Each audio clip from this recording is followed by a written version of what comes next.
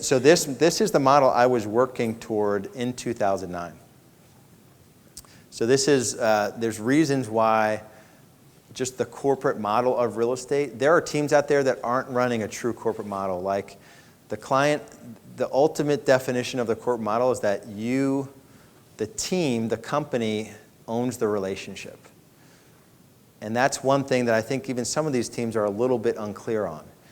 You know, that like who really owns the relationship. I want our, not because I don't like Chris or I don't like Sharon or I don't think they're good at what they do, but when I generate the lead, I want them to come out of that closing saying that Lars and his team just killed it for us. And it's not that when they don't mention the agent name in the review and they say Kara or Tia or Cherie or, you know, that's a win when it comes to the corporate model. It doesn't mean I don't want Sharon, because Sharon has the highest reviews on our team. It doesn't mean I don't want her to be successful, but I need to own that relationship. When I want $75 million of real estate sold to come from people that already knew, liked, and trust us, I've got to own the mind share with that person. And then once we have a good experience, it goes into the 60 Touch program, which you know, we could probably do a better job of personalizing that program, and I think some of what you're doing is really, really cool. So this is sort of the model that I followed the whole time.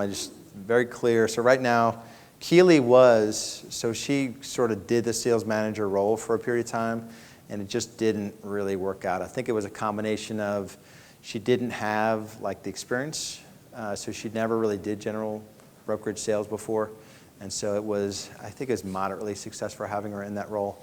But right now, Cherie is probably 75% in that role, and I do some stuff. I go to the buyer agent meeting and do that sort of thing. And so the only difference here is that there'd be a box for a showing agent, potentially. We have one on our team. We're probably hiring one or two more. And then inside sales, we're probably going to go from 2 to 4 in inside sales and put some more effort in there.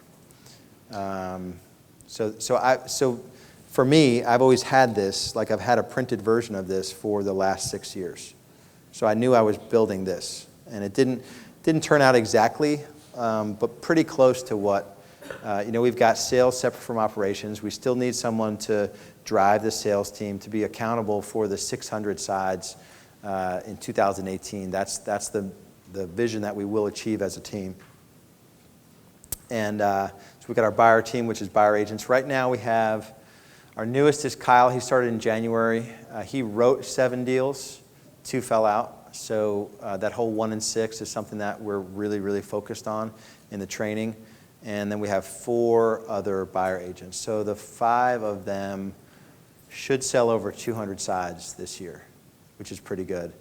2 weeks, I say we have 4 new agents starting, which went through a process that I'll go through here in a minute, which is probably, I think it's the best job we've ever done of recruiting people into our team.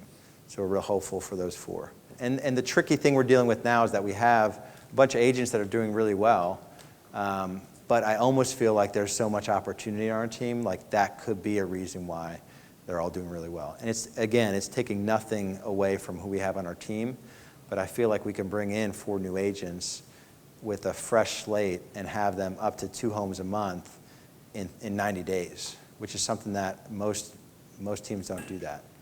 I feel like the opportunity is there. The virtual assistants, are they supporting the listing client care person, or are they doing something totally separate? Yeah, one is still doing she only does Craigslist postings for us, and we still get Craigslist leads. We still close them. We get like 25, 30 calls from a month, like phone calls on our Craigslist ads. That's all she does. And then Roy does listing. So he has the marketing dashboard that's in the Google Drive. He basically handles that, making sure our listings get everywhere. He orders home warranties. He's like more than full time some weeks. It's just at a lower wage. And I mean, if anyone wants to talk about VAs, I mean, what Kirby is doing in that world is like really next level. Like you've got how many VAs that are? 3. Yeah, all operations, right? Yeah. Listing court, like one of them, we're paying somebody $46,000, and now we're paying $9 an hour. Yeah. The same output. So. Yeah. Did you guys hear that? So they were paying $46,000, and now they have a $9 an hour person with the same output. So that's one of those things I feel like, there are different ways, and Kirby's going to be doing some stuff and letting the world know what he's doing, which is going to be really cool. And so stay tuned for that. But I feel like there is a way to do this where, the whole one aspect is Geo Arbitrage, right? So it's cool to be able to pay someone $12,000 and get the same output. But then also, there's a different work ethic in different parts of the world. Like 100%. Pay someone a quarter and they'll work, their asses off. Roy, they regularly have typhoons come through, and every day he finds a generator and a Wi-Fi connection. It's crazy. He'll be like, "Oh, Mr. Lars," when I was dealing with him directly, like, "Mr. Lars, we had a typhoon, so I was a little late for work today," and be like,